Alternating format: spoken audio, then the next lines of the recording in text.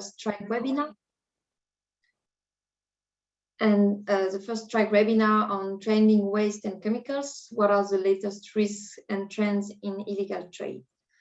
A quick presentation of myself. I'm Elise Vermersch. I am research associate at the UNITAR SCYCLE team. The SCYCLE team is co-hosted by the United Nations University and the United Nations Institute for Training and Research, UNITAR.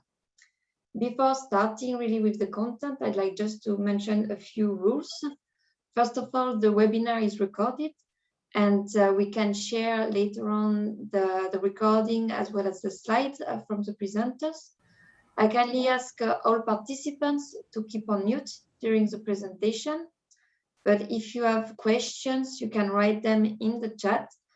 Below the screen, you can find the chat discussion option, and you can type there your question or remark. And at the end of the presentation, there will be a question and answer session for which you can either write in the chat your question or unmute yourself for this period of time to ask direct question to the two presenters of today. I will now share my screen, yes, to present the agenda for today's webinar. Okay. So I will start with a very short presentation of the project SCYCLE. Then my colleague Suzanne van den Brink will present the results of the strategic risk analysis on waste and chemicals, which was carried out in the SCYCLE project. Suzanne is a research associate at UNITAR SCYCLE, and she has been leading the risk analysis development. So she will present the main results. Second, we will have Mikhail Malkov, who will present the risk and trends in the illegal trade of pesticides. They are the main results from the UNEP and Grid-Rental report titled The Illegal Trade and Chemicals. Mikhail is working for the FAO, the Food and Agriculture Organization, and is a government and donors liaison focal point for Ukraine. And after those two presentations, we will have, as mentioned, a Q&A session where you can all ask your question and type your remarks. So without waiting, I'll start with the presentation of the SCYCLE project. SCYCLE stands for Stronger Training and Increased Knowledge for Better Enforcement Against Waste and Mercury. The objective of the project is to enhance operational capacities and activities of authorities involved in addressing the illegal trade and management of problematic waste streams. It is a follow-up project, a follow-up of previous projects, the QUIT project, .com Waste, and the Waste Force, which had similar aims and objectives. The target audience of this project is the law enforcement community, so mainly police and customs, but also environmental inspectors and prosecutors in countries and regions that fall within the scope of the project, mainly the European Union, but also the CEE and Balkan region, and some selected African countries. In terms of problematic waste streams, the project is focusing on e-waste, end-of-life vehicles, batteries, waste mercury, and mercury-added products. The project is carried out by 4 full partners. The leader is the University of Limerick, and we also have contribution by the German Police University, the Dutch National Forensic Institute, and UNITAR. And we also have 5 associate partners, the German Custom Authority, the District of Lower Bavaria, the Basel Convention Regional Center in Slovakia, the African Institutes, and the Waste Management Department of the Ministry of Environment and Physical Planning in Macedonia. So the project is divided in several, let's say, work packages. And the first one is to enhance knowledge and understanding of illegal trade and management of problematic waste streams, and on the illegal production and trade of mercury-added products. And for this, the project has already carried out a strategic risk analysis, which will be presented in further detail by my colleague, and it has developed some guidelines on the preparation of annual plans and enforcement strategies. The project will also develop some practical tools and advanced methodologies in the support of practitioners across the compliance and enforcement chain. In particular, the team is currently working on forensics tools for detection and investigation of waste and mercury crime, and on methodologies for estimating the damages caused by mercury and waste. We are also currently working on a number of practical manuals and training materials to support trainers in the delivery of capacity building activities. And later this year, the project will organize capacity building activities for practitioners and stakeholders in selected countries in the EU, Western Europe, and Africa. And they will be all related, of course, with the detection, investigation, and prosecution of waste crime cases and on illegal trade in mercury added products. So for this, we are planning 4 multidisciplinary training sessions. Initially, they were planned as in-person events in Slovakia, Germany, Ireland, and the Netherlands. And we are trying now to find the best way to organize the training, considering the general situation. And it will probably be a mix of online and face-to-face sessions. And we are also planning a number of webinars, like the one of today, that you can find on the website. So finally, on the project website, you can find all the information related to the project. You can find news about the material which is developed and published. You can find information on the upcoming training and webinar. So you can keep updated either by having a look at the website or subscribing to the newsletter. And the registration to this newsletter is accessible on the main page of the website. So I invite everyone to connect and have a look through the project website. So I'm not done with the presentation of the project, and I'd like to call on my colleague Susan van der Brink to present the main results of the strategic risk analysis. Thank you very much, Elise, also for the introduction. I'm going to share my screen. Okay, so thank you and welcome to all the participants of the webinar. As Elise said, I will be presenting the strategic risk analysis of the STRIKE project, the main results. And for more information, you can request the report, the strategic risk analysis via our STRIKE website, and it's restricted to enforcement authorities. So today I will be presenting the objectives and scope, the methodology, an assessment of the risks and trends in waste crime that we identified, and some of the recommendations for intelligence-led inspections and investigations. So the objective of the strategic risk analysis was to make a broad assessment of risks and trends in the illegal trade and management of problematic waste streams, and also specifically of mercury added products. And these risks and trends that we assess are the types and quantities of waste illegally traded, some of the routes, the modus operandi, and criminal actors involved. And the target audience, as I mentioned, are enforcement authorities, both those working on the ground and those more involved in strategic decision making. And the geographical scope of the report is similar to the scope of the project. So we looked at illegal trade flows going from and to Europe, and also specifically within Europe to Eastern Europe and to countries in Africa. And the report is covering 3 years, 2018, 19, and 20. So the methodology of the report is that we did a literature review, but the main basis for this report were the questionnaires. So we sent out questionnaires and collected in total 57 questionnaires from participants from 39 countries. As you can see here in the graphs, most of the participants were from Europe, 39, then 7 from Africa, and 4 from Asia and Central America, and 2 from South America and 1 from North America. And most of the participants are from the inspection authorities and environmental authorities, but also judges, customs and police, and prosecutors, port authorities, and from national ministries. Then we collected the results of the questionnaires and did some more in-depth interviews with some of the respondents. And in total, we did 15 interviews with participants from 11 countries. So going into the results of the questionnaires and the interviews, firstly, we looked at the types of waste that were illegally traded.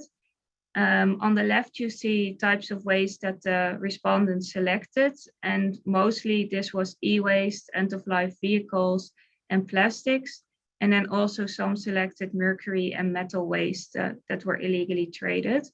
And on the right table, you see other types of waste that were reported, and mostly these were oils, paper waste, tires, and spare vehicle parts, so together with end-of-life vehicles, and construction and demolition waste, but also household waste, wood, and used lead-acid batteries.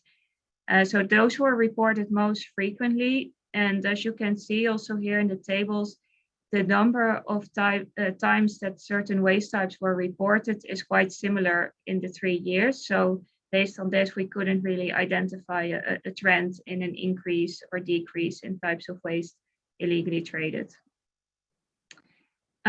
We also wanted to assess the quantity of waste illegally traded, but of course, this is an illegal trade, so it was impossible to make an exact estimation. And as thousands of containers and waste shipments are going through roads and ports each year, only a limited quantity can be inspected. But we asked the respondents how many cases of illegal trade of waste they have every year, and also how much was seized in those cases. And most of them reported there were between 0 to 10 cases each year.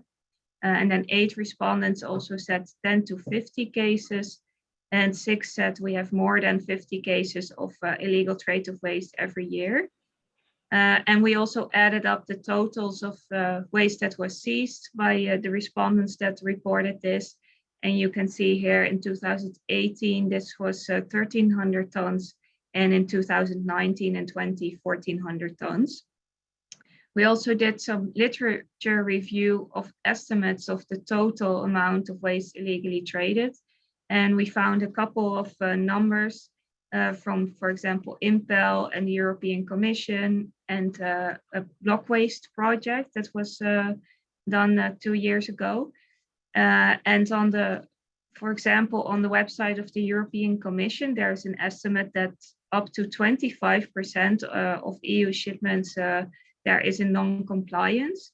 So if we would look at the total export from the EU, which is almost 21 million tons, this would result in roughly 5 million tons with the non-compliance.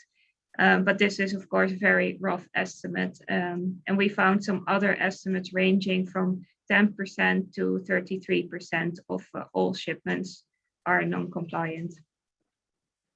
We also looked at cases of illegal management and disposal.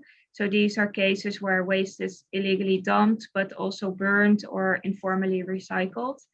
And most respondents also said they have 0 to 10 cases annually, 19 respondents, and then 2 mentioned 21 to 50 cases, and 6 more than 50 cases. And as with the cases of illegal trade, the numbers in this over the 3 years were very similar. So here I have one slide about the origin and destination countries, but later in the presentation, I will give some more specific examples of routes per waste type. But in total, in the questionnaires, 38 origin countries were reported and 50 destination countries of illegal waste exports. And in total, 62 countries were reported. And in the graph here, you see in orange the circles, the origin countries, and in blue, the destination countries. And this is a graph for 1 year. Then we also looked a bit more in depth into who are behind the illegal trade. Well, what we found over the years working on these waste crime projects is that there's a very strong involvement of companies, and these criminal type of structures are overlapping with business structures. In almost all of the cases, there's one company or a network of companies involved. And they were also found in all the sectors of the waste chain. So these legal operators. Then there are the traders that are organizing the trade and the buyers, but also the transporter companies and exporters and freight forwarders have been reported to be involved in this waste crime. And there are also some links to other crimes. The most reported modus operandi in illegal trade is a false declaration of the documents. And I will give some examples also of the different, going with the different waste types. And then secondly, money laundering, as there are these illegal proceeds of crime, the money needs to be laundered. So this is also often seen linked to this crime. And then there were some incidental cases where there was a link to drugs, illegal trade in drugs, but this was reported, this is not structural. We also wanted to know more about the involvement of organized crime, and we asked if there was an involvement of organized crime according to the definition of the Palermo Convention. And in around 30%, so around 1/3 said yes, 40% said no, and also 1/3 said didn't respond to this question. The ones who said yes said that these groups are operating in different countries in Europe, such as Germany, Austria, Italy, Czech Republic, Turkey, but also countries in Asia. And then after the questionnaires, we did some follow-up interviews, and some of the respondents said that reported no or didn't respond, that they do have these suspicions of involvement of organized crime groups, but they don't have sufficient evidence to bring these cases to court. Or secondly, that there is involvement of organized crime groups, or at least that the persons involved are organized in a way, but that it's not meeting certain definitions, such as the Palermo Protocol definition or national definitions. So they are organized in terms of operating modalities. For example, that they know exactly where to ship the waste, where it's cheaper, which company will accept it, and that they are also operating in these flexible networks of traders. And it was also reported that that they use the internet to connect between different trades.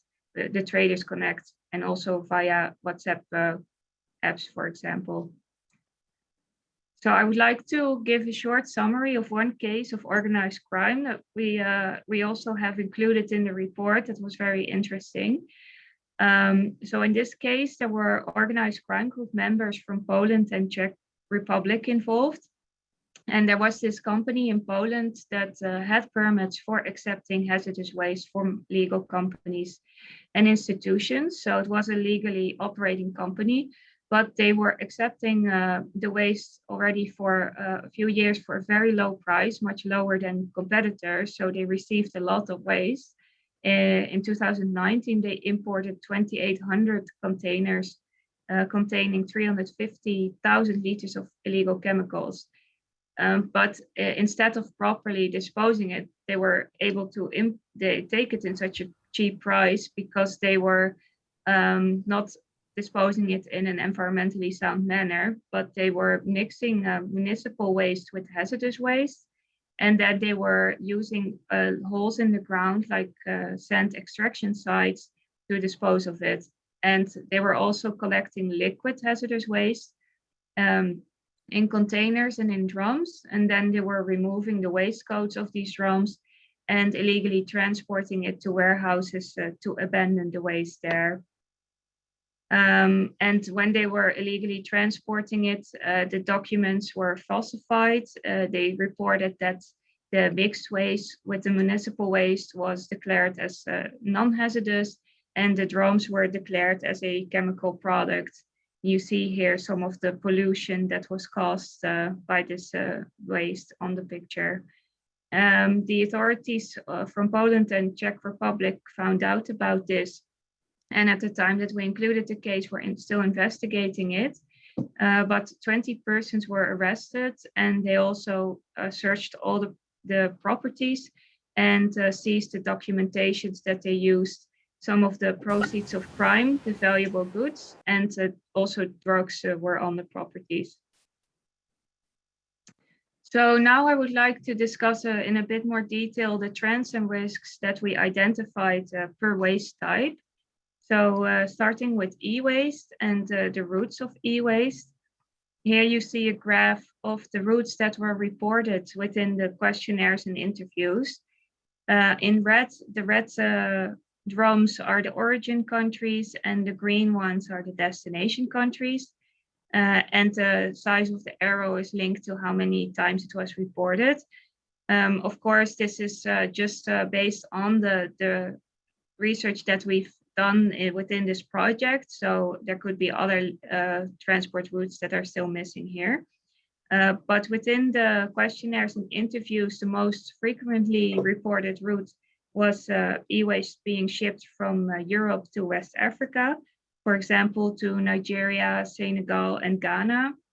And secondly, from West and North Europe to Eastern Europe, to countries like Poland, Czech Republic, Bulgaria, and Romania. And there was also a trend reported by some of the authorities that they saw an increase of e-waste being shipped to Liberia and to the Gambia. Some other reported destinations were Spain and also the United Arab Emirates from Europe that you can see here. So the mainly used modus operandi to illegally transport e-waste is that they declare it as used electrical and electronic equipment or as used goods. And it can also be mixed with household waste using a false declaration, for example, something completely different like recyclable plastic.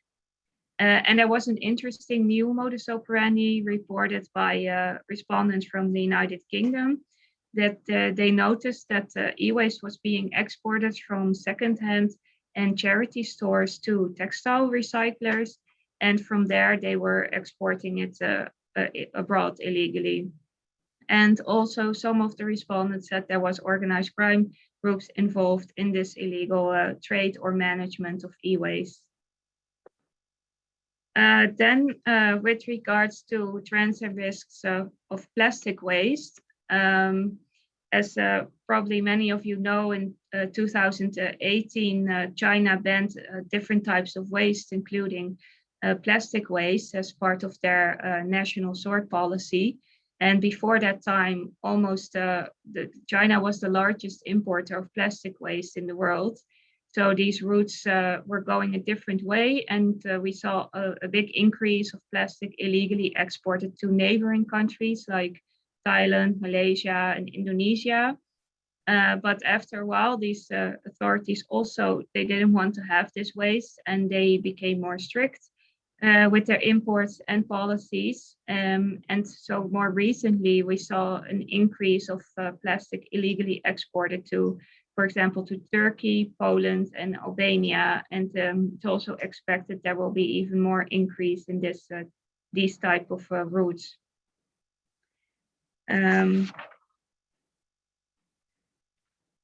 And with regards to some of the modus operandi that was reported for false declarations, often contaminated plastics were declared as clean plastics or as recyclable plastic waste.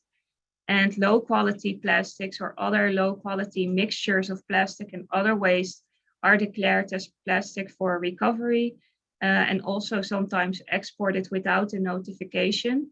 And a type of false declaration that multiple authorities reported is that it's declared as a new product or a secondary raw material or end of waste. So that they want to avoid that it's declared as a waste to avoid inspection.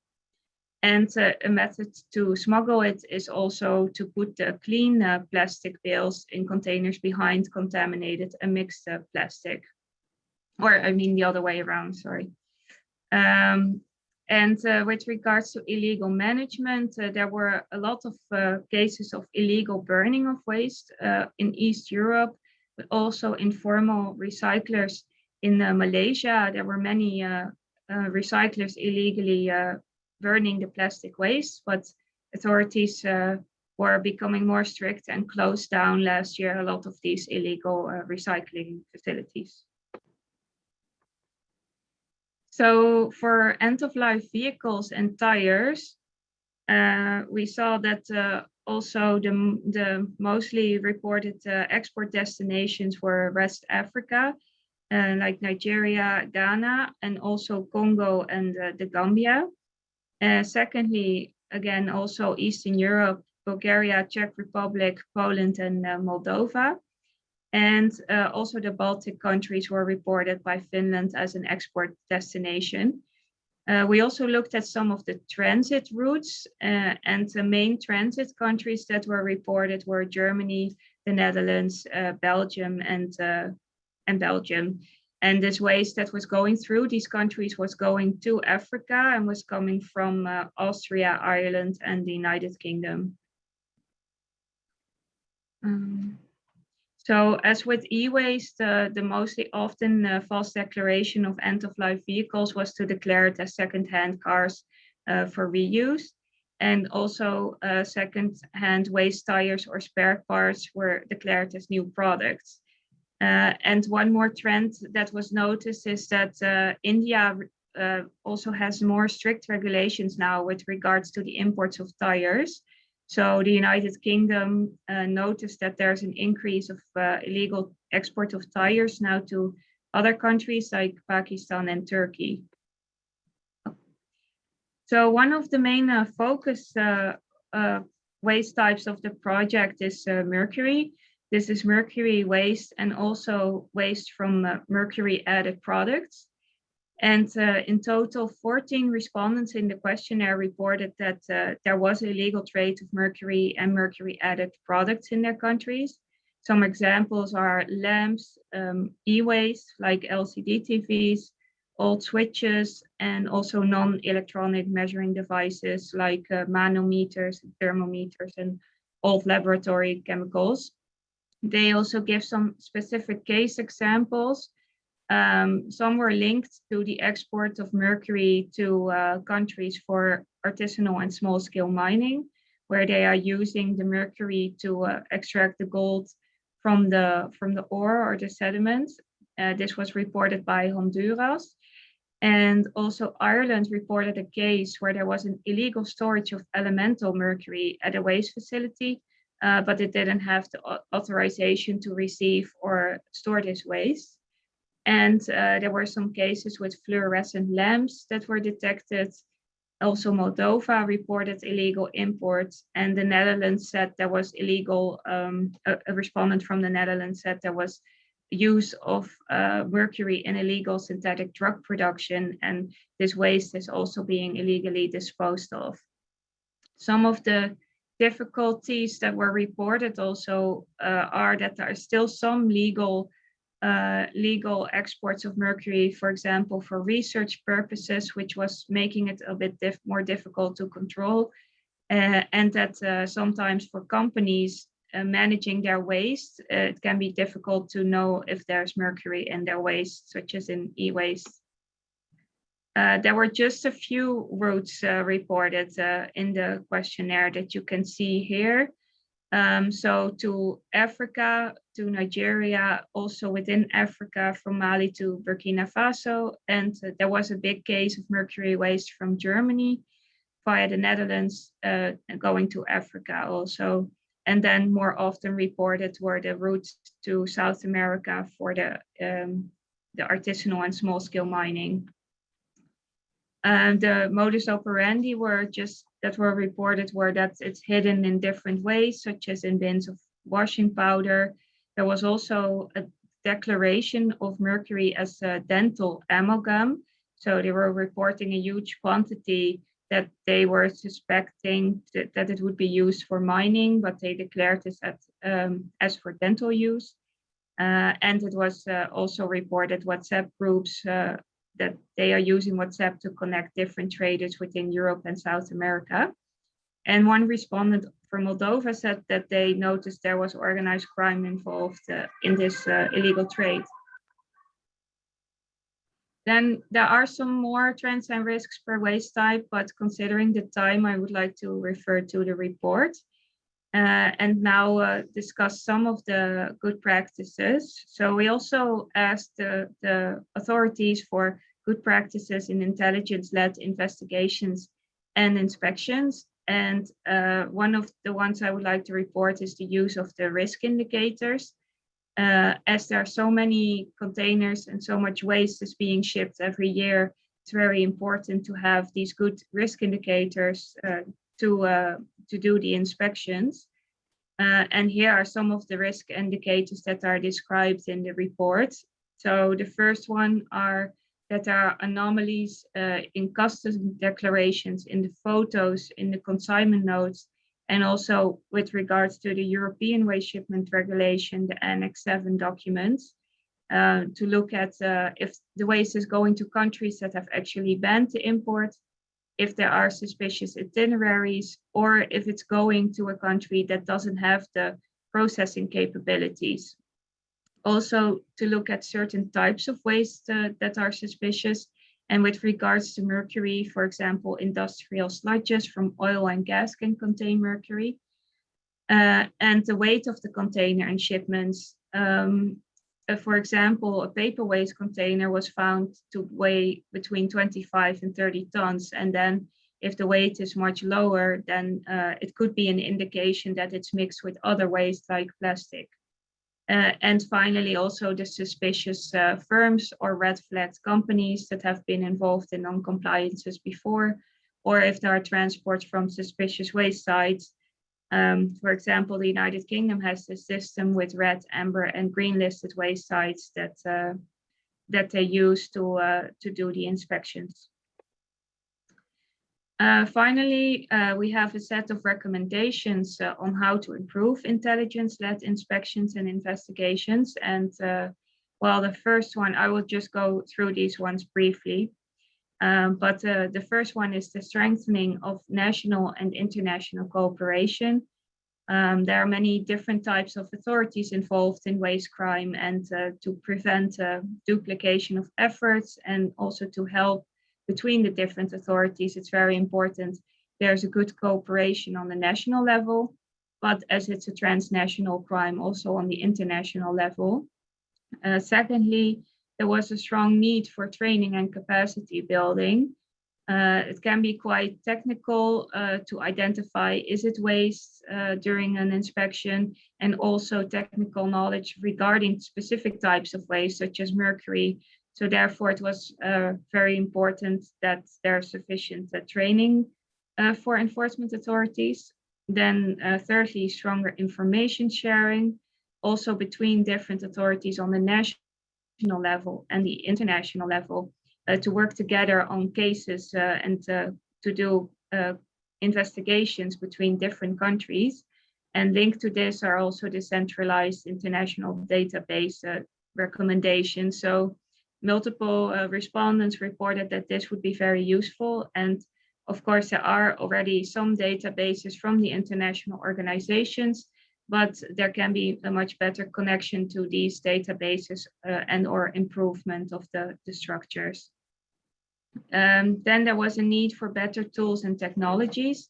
There are some new tools and developments in the last years that can help authorities with their tracking waste crime, for example, the use of GPS, but also it was reported better laboratories to do research on, for example, pollution in certain areas. And finally, the last recommendation is to have more awareness raising of this type of waste, of this type of crime, as there's still in some countries little awareness about the seriousness of the waste crime. And as we also read in a report of UNEP, it's considered, it can be seen as the fourth largest waste crime after drug trafficking and counterfeit crime and human trafficking. So it's very important that there's enough awareness raising about this. So this was a brief presentation of the strategic risk analysis. I want to thank you all very much for your attention. And if you have any questions, then please type them into the chat.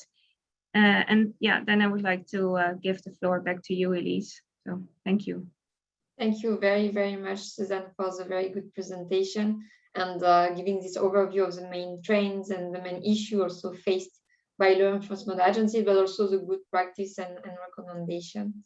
So without waiting, I'd like to invite Mikhail to present on the pesticide issues. And again, as mentioned by Suzanne, don't hesitate to ask questions in the chat. I see there are already a few, and we will answer them during the Q&A session. Thanks a lot, and Mikhail, up to you for the pesticide presentation. Thanks a lot. Good afternoon, colleagues, and thank you very much, Elise. Thank you very much, first of all, for the invitation to this very interesting and very important workshop. Colleagues, let me switch on the demonstration of my screen. Can you see it? Not yet. Okay. I think it is coming now. Okay, we'll see. Yeah. Is it? Now we can see the website of Grid Arendal with the report. Really? Unbelievable. I apologize. Give me one more minute. No problem.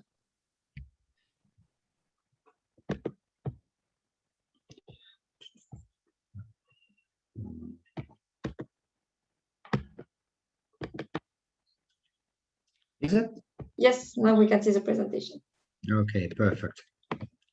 So I'd like to present the key findings from the UNEP report, the illegal trade in chemicals, which has been prepared together with the Grid Arendal Foundation from Norway.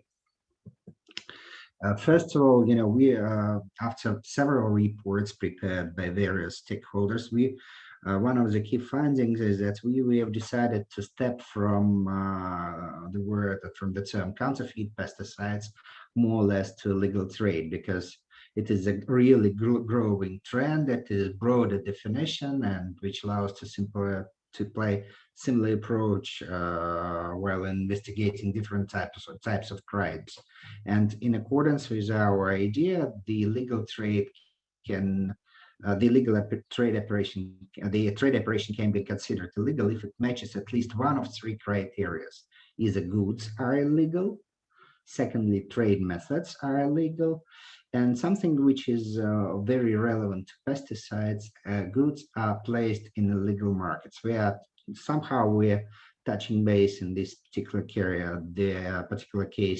the parallel trade, but not only. You will see. And one of the classical cases of illegal trade, of course, is a case happened in India in 2017 and the end of 2017, which is very much famous for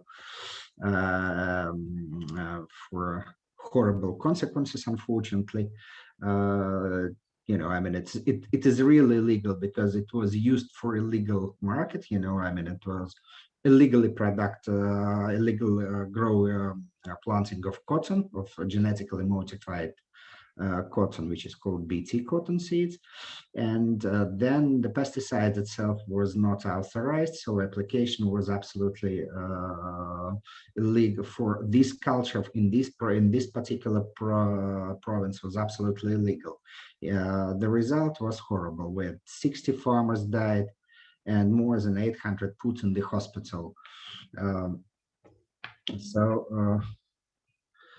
You can see that's illegal trade, and this is nothing to do with counterfeiting. That is the reason why illegal trade now is the case.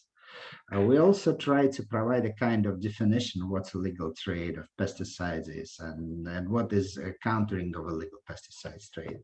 In our understanding, countering illegal pesticide trade is a complex of activities aimed at identification of illegal production and trade routes, seizure of illegal products, and disposal of seized stock. That's very much relevant to what the previous presenter has mentioned, that to our opinion, it is a clear nexus between pesticides and waste and hazardous waste management, and we'll probably stop on that later on in this presentation. Returning to countering is based on understanding that illegal pesticide trade is a serious problem and which is may be linked with other criminal activities. It is effective when carried out both internationally and nationally, is accomplished by authorized state bodies in close cooperation with responsible business, which is also quite important.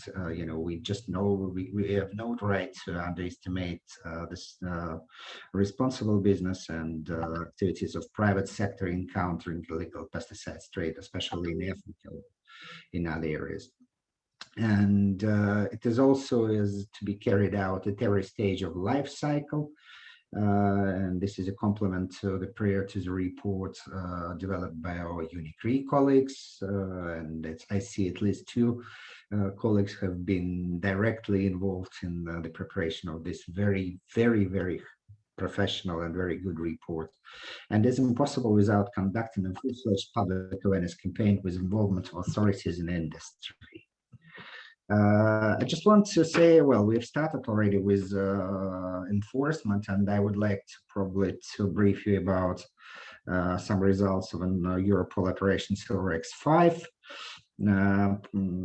I've seen some colleagues from law enforcement and the participants, and I'm certainly we're sure that you are aware, but nonetheless, it is the fifth operation, 32 countries involved. And first time ever, it's more than 1,300 tons of illegal pesticides seized. And here is a picture of in Europol. You can fill more than 458 Olympic-sized pools with all this seized stock. However, again, one of the key findings of our report was what to do with these stocks and how to manage them. Coming back, who are the stakeholders of the illegal pesticides trade? As I said, we tried to put them alongside the life cycle. So we are talking about registration, we are talking about production, import, distribution, and application. On each of that type, we can find possible stakeholders of the illegal trade, and it is related to corruption, it is related to counterfeiting, registration, and all types of logistics, of course, forgery of documents. We will see it a little bit later. What is the modus operandi of all that sort of types of crimes? However, this scheme is very illustrative. You can find it in this report. And one of the key elements also is an access with the banks and with money transactions, because it is very important in order to find out and to understand the illegal trade routes and to understand the financial transactions, how the criminals are actually organizing the payments. Another point which I would like probably to add here is that pesticides are somehow related to agricultural production, and as it is related, these types of products are related to agriculture, that means that the end users of pesticides would always prefer to buy it legally in the end of the day. So the key finding is that whatever happens whenever the pesticides are coming into the market, the criminals would like, in the end of the day, to step into the legitimate supply chain. And this is one of the principal understandings or principal findings of that report.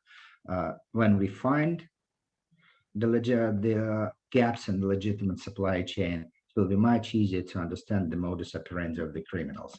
And here is exactly how what should be done in order to evaluate, what sort of assessment should be done in order to evaluate illicit pesticides market. I've mentioned already about gap analysis. We need to understand the legal gaps, but also the value chain analysis. We need to understand the full flow of the products alongside the supply chain. We need to see the data analysis, available data, but also data analysis of the companies of the private sector, which sometimes are even more illustrative, but also, of course, international statistics and national statistics.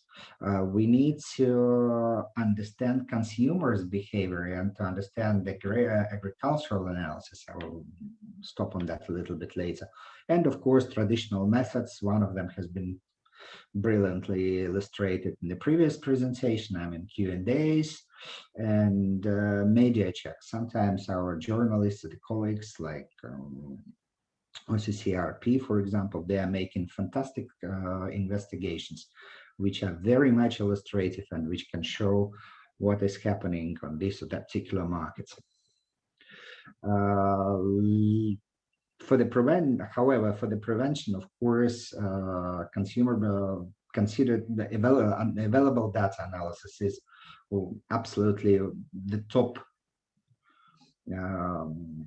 This top data, as well as consumers' behavior. I mean, legal gap analysis allows to understand whether the illegal pesticides can enter the market legally and how, by the way. I can tell you, for example, a few years ago, it was not a secret to the colleagues involved in the law enforcement. Ukraine had a very strict regulations related to import of pesticides. However, it was absolutely possible without any license, without any documentation to import the active ingredients. And this trick was used by the domestic producers of illegal pesticides who used to import the active ingredients without any traceability, without any problems. And then, of course, with some easy methods they used to do traditionally with blending with some water in the best case, they reduced the concentration and they sold it as a brand products produced domestically in the country. In-depth analysis on mapping of supply chain will always help to identify the entry points. We can due to traceability established by a majority of the private companies now, but also due to traceability established in some countries, it is possible to understand what are the easiest points for the illegal traders to enter into the legitimate supply chain. And based on that, it will be quite more easier to organize a prevention of such sort of things, either by legal methods or probably by improvement of enforcement on this or that particular stage of the life cycle. Customs is no question, OECD has made huge works related to custom risk profiles, and I guess nothing more to add. And it is very important to understand the consumer's behavior. A classic example, for example, nobody will buy very cheap Chinese stuff, for example. I mean, I'm talking Chinese as an example, but the principal point is chips in the country with like Germany and, for example, or like Norway, or where the people are wealthy and where the products are. They prefer to purchase the branded products. In these countries, modus operandi for the criminals will be to try to sell more counterfeit, high-level counterfeit products. Also, fakes are fakes, but nonetheless, they are trying to invest more money, at least in packaging and containers and printings and whatever. So on the contrary, it will be in the countries like in Africa, it will be much easier to sell the product without any branding, with a new brand, with saying that this is something specially delivered. and doesn't matter whether it is produced in China or in India or or label is that it is produced in Switzerland. For the people and for the farmers in Africa, the price is one of the main selection criteria. So they would prefer to buy the cheapest product rather than the branded and a little bit higher, even counterfeit branded. I've put something about value chain analysis just for understanding what's that. It will help to the colleagues and to law enforcement, first of all, to understand the origin of illicit goods and probably understand the trade routes. It will certainly important to make the in-depth understanding of all elements of supply and value chain, where the product. And again, it will help you to understand the entry points where the products, fake products or illicit products can step into the legitimate supply chain. In the end of the day, it will help you to identify stakeholders and key actors.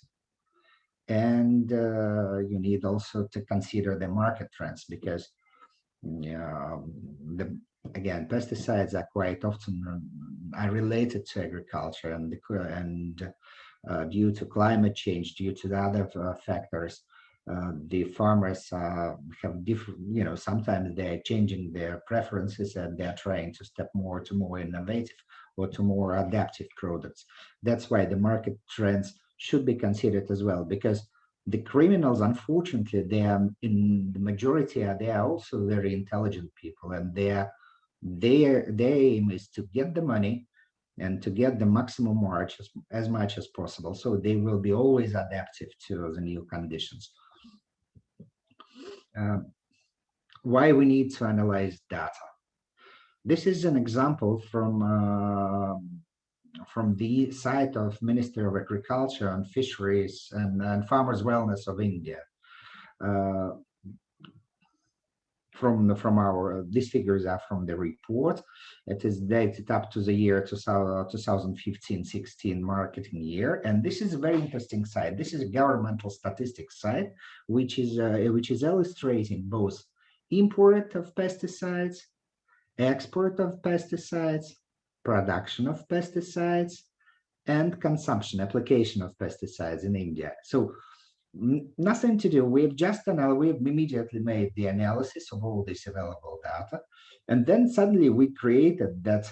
We created this diagram, and in the year 2015 and 16, we understood that if you put together import of pesticides and production of pesticides, so say the source of pesticides, and against export of pesticides and consumption and application of pesticides inside the country, you will see the gap of 20%.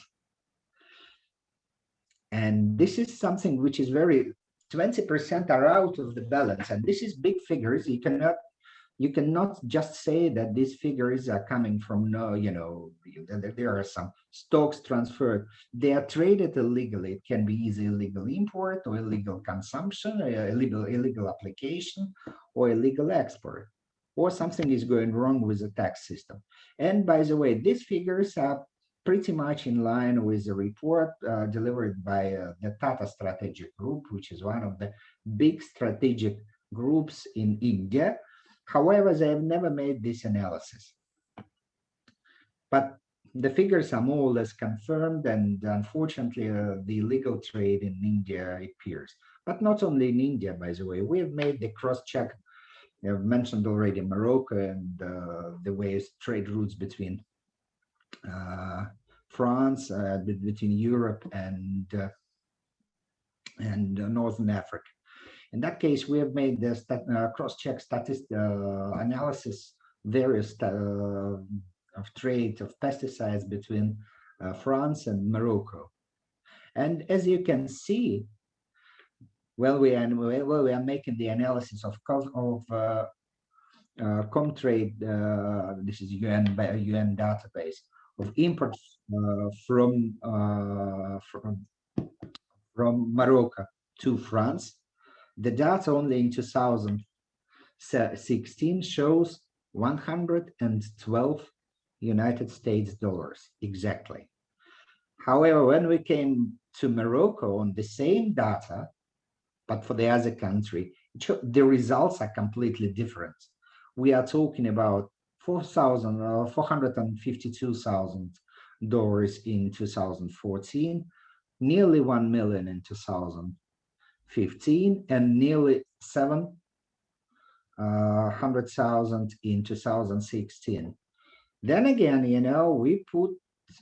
we've decided to check the data on the same group, but published on the Eurostat, which is an obligatory European statistics. And you can see the figures. So I wouldn't say that, it can be the evidence, of course, and this is, neither Grida Rendell nor UNEP nor FAO are the law enforcement agencies. However, we are just saying that there is a big concern that there is very big different statistics, and it might be kind of a legal trade standing behind of that. And I can tell you, I was pleased to present that figures in 2018 during the ONIT meeting in Paris in OECD.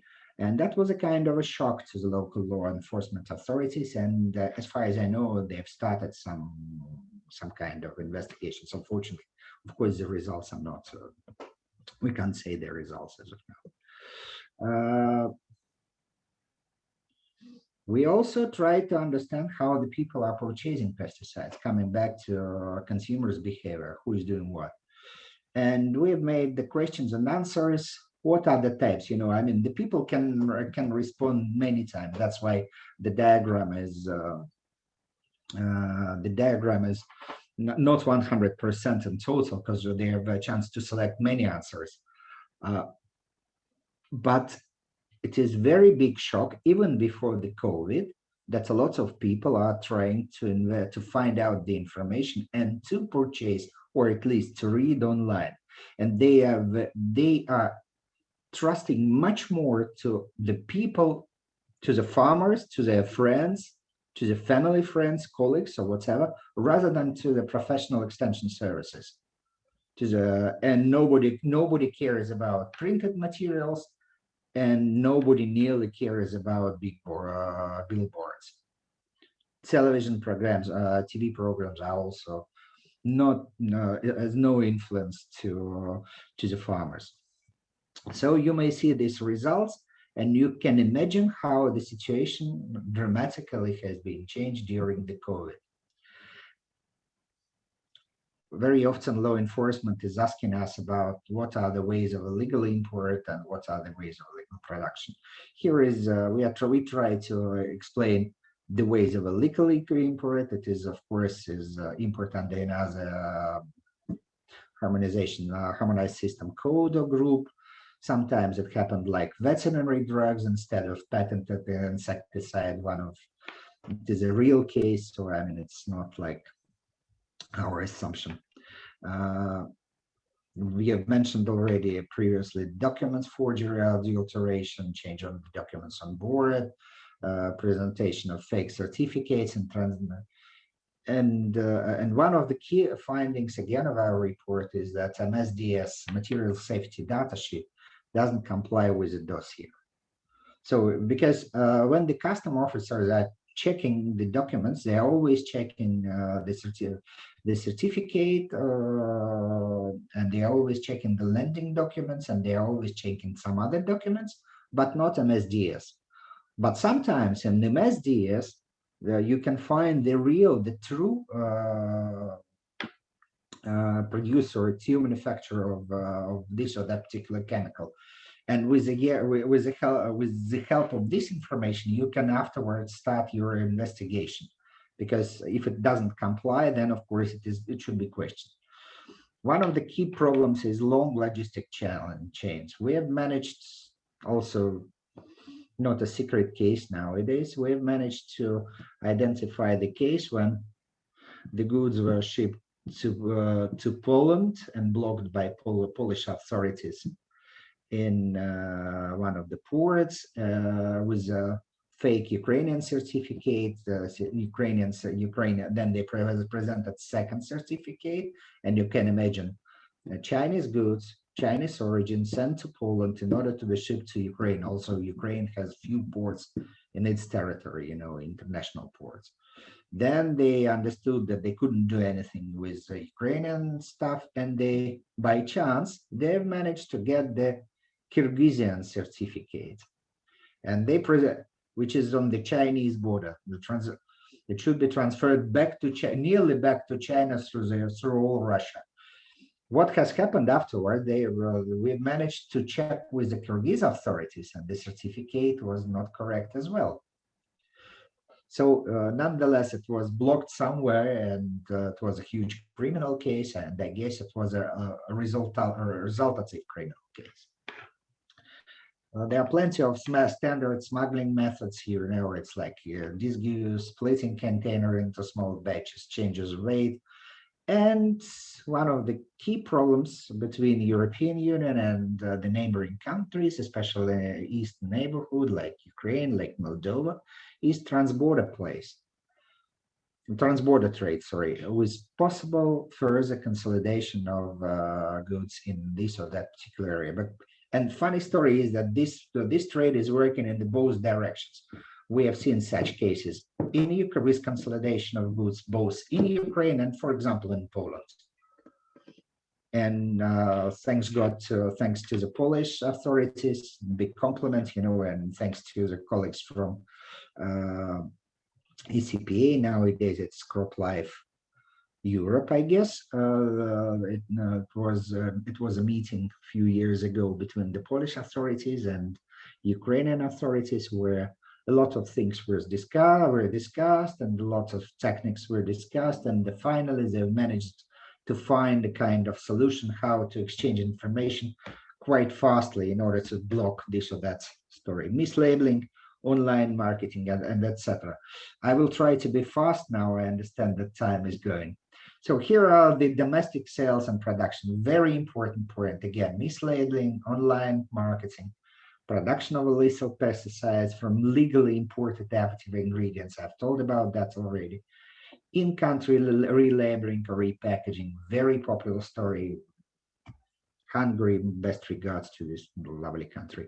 Illegal replacing or seized stocks into the markets, very important, very often used. One of the point which is unfortunately very critical now, and we are talking about it very oftenly now, is the reuse of originally empty containers, including the refilling of with obsolete pesticides. Unfortunately, that is the case, and unfortunately, we have at least 2 or 3 cases which have been officially reported in the neighboring countries, including Russia, which one of them has been reported during the SCYCLE conference in Lodz, I guess.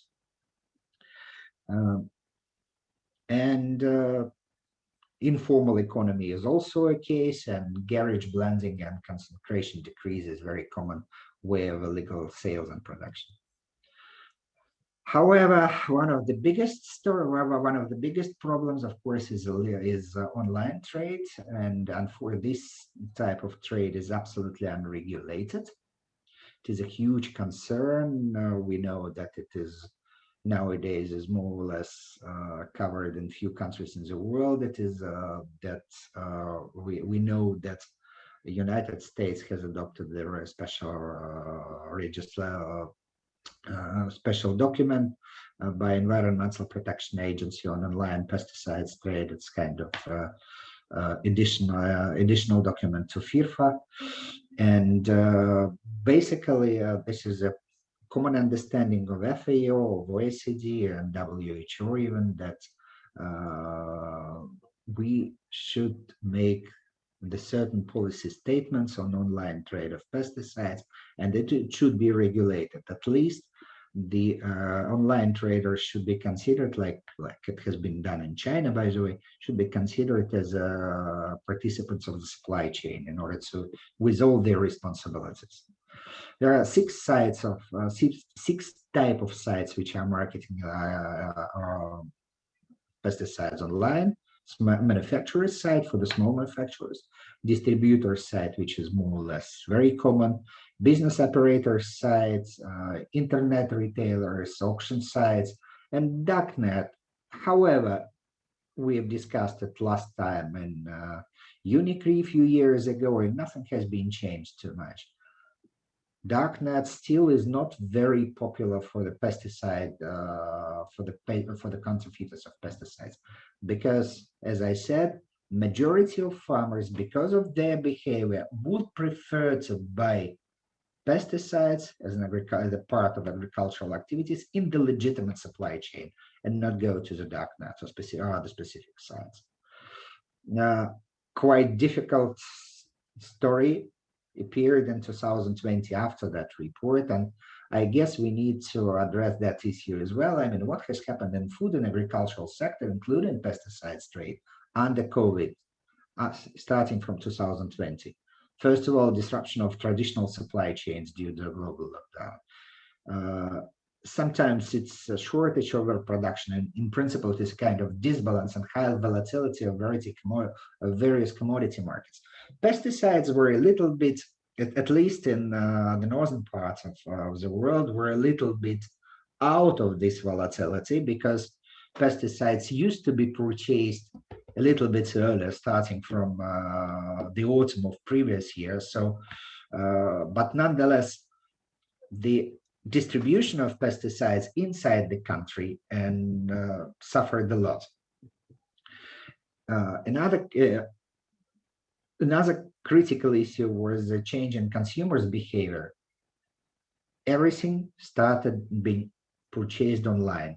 A lot of people started working online, which is still exists now, of course, even after the end of the lockdown, but nevertheless, the pesticides online trade segment is growing fastly. A lot of SMEs has found bankruptcy. Well, what Horek is a bit different story, but nonetheless, unfortunately, it was one of the key problems also to the producers of pesticides and to the traders. Both segments are affected, I mean, formal and informal. However, impacts of informal segments are much stronger. And because of the quarantine and because of the pandemics, we had physical inspections and quantity of inspectorate reduced significantly. That's why that also covered phyto inspectors and consumers protection inspectors who are checking sometimes, agricultural inspectors who are using the application of pesticides directly inside. And don't forget, we have besides lockdown, besides pandemics, we have other issues like other hazards like droughts, floods, earthquakes, locusts like in last year, and unfortunately ongoing conflicts. All these impacts are going together, and that, of course, brought us to absolutely different level of the online trade and illegal trade in pesticides, and not only in pesticides, by the way. We've made few recommendations. Some of them are absolutely general, like awareness raising, development of specific regulations of policies, strengthen law enforcement, close the creation of international and national work groups aimed on countering illegal trade. And not least, FAO is very much concerned, especially under the time of pandemics, and we are still considering the developments of the global program on post-registration compliance, with starting from application, but also trade issues are in focus of that program. However, UNEP policy provides some specific recommendations on the policy level. On the international level, again, it's quite clear, quite similar. Technical cooperation between the states, baseline data available or whatever.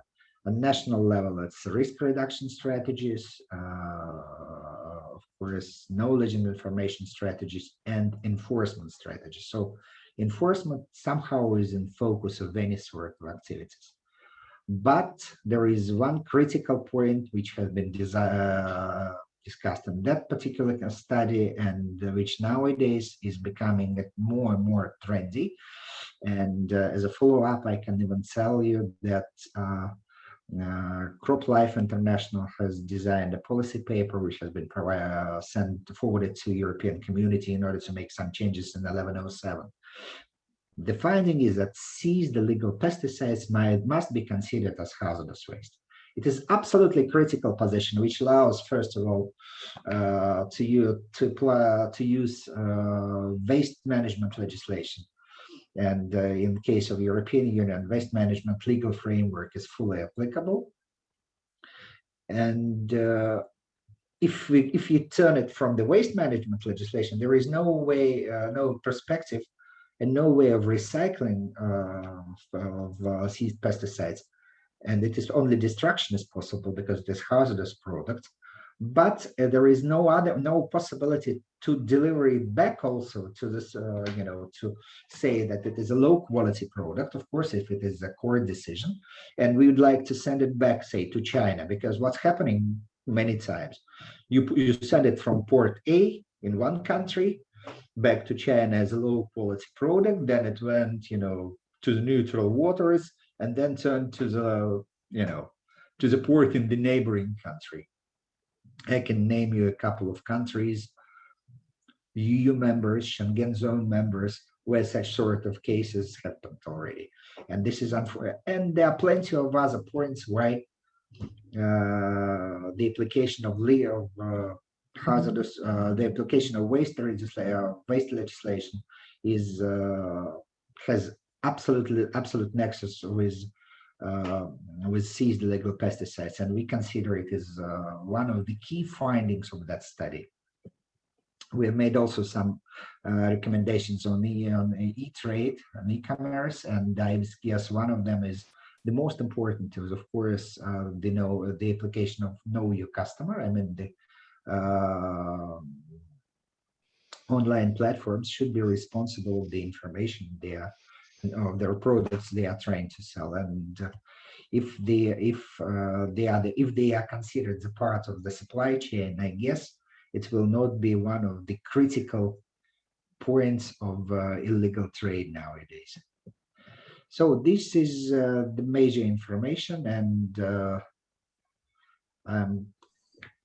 colleagues from GPRID Arendal and colleagues from UNEP are absolutely welcome, and myself, of course, we are absolutely happy to share the other information and the other findings, in more detailed report. Thank you very much. Over to you. Thank you very, very much, Mikhail, for the very interesting information. I think it's really interesting to see the common features, let's say, in the illegal trade of waste and pesticides in terms of actors, modus operandi, the relation also with other type of crime, and for instance, the involvement of organized crime group. And all your presentation revealed that there is a real market for this illegal waste, illegal chemicals with different routes, also depending on the type of waste or chemicals. And I really appreciate the interesting patterns related to the consumer behaviors. That was really interesting information, as well as the impact of the COVID-19, and especially in relation with the increasing internet sales. So a lot of food for thought and information for the authorities involved in countering this type of crimes. So I think we are running a little bit late. So let me open the floor for any questions. I see there was some question or comments from Fatou in the chat that we need to reinforce the Basel Convention in order to allow countries to stick to the guidelines. And here I think everybody will fully agree with this statement. And it is true there are already a number of amendments to the Basel, like the ban amendment, the plastic ban amendment, which are frequently which are new and entering into force now, and which are really reinforcing the convention, but more needs to be done also to allow authorities to be more familiar and understand the full process under this convention. Fatou, feel free to unmute if you like to further specify or target your question. And the floor is also open to anyone else. If you have a question, you can type in the chat or just unmute yourself and take the floor.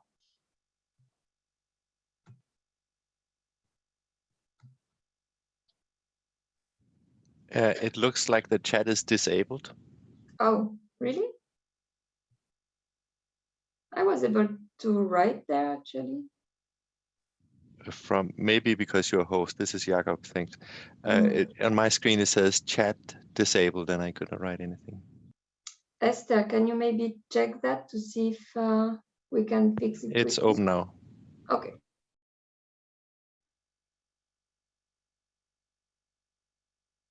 Otherwise, you can unmute yourself and take the floor. There is no problem at all.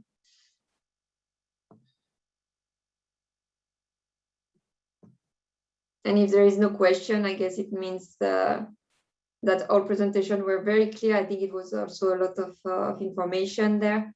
And in both cases, you can find the report available on the Gridarendal website. I think that Yeva just shared the link. Thank you very much, Yeva. And the strategic risk analysis, while it is restricted, you can still ask access to the report by writing on the SCYCLE website. So feel free to do so as well if you like to read the full report. I see there's one question from Intel Customs. Yeah, thank you. Yeah, please. My name is Pipat from Thailand. I have a question. Thank you for the presentations. It's very informative. I have some questions for Mr. Mikhail. I would like to see your comment on the challenges when the Food and Drugs Authority or the Agricultural Authorities are working with customs in terms of fighting against the illicit pesticide. Thank you.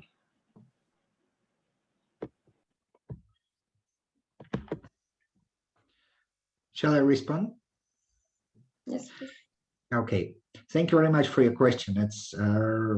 It's always depend on the country, from country to country, but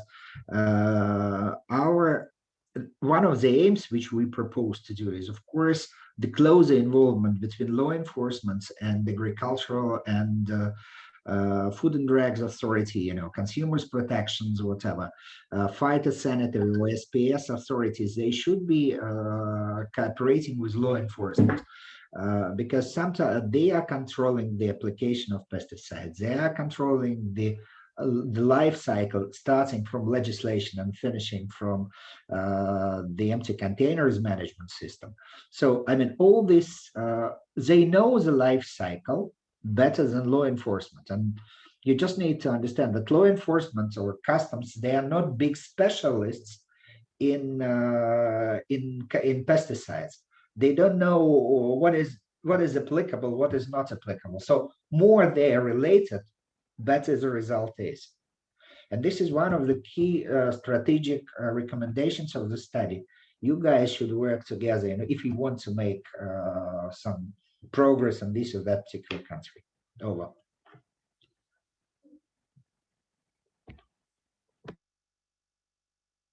Thank you very much, Mikhail. Any other question? Anyone would like to take the floor? It doesn't seem like. So maybe considering the timing, we can now close the webinar. As mentioned, the presentation will be shared with the participants via email after the end of the webinar, and the full report are available on the Gridarendal website and the SCYCLE website as well. So I'd like once again to thank the two presenters, Susan and Mikhail. Thank you so much for your very interesting presentation and for answering the questions. To all participants as well, a big thanks for participating to this first webinar. And as said, 7 other webinars will take place in the framework of the project, and you are all welcome to register and stay tuned by subscribing to the newsletter. So thank you very much, everyone. Have a nice afternoon and a nice week, and we see each other hopefully for the next webinar. Thank you very much, colleagues. Thank you very much for inviting. It was really very, very interesting and very useful. Thanks a lot. Thanks a lot, Mikhail. Thank you very much. Thanks, Susan. Thanks all. Bye-bye. Bye-bye.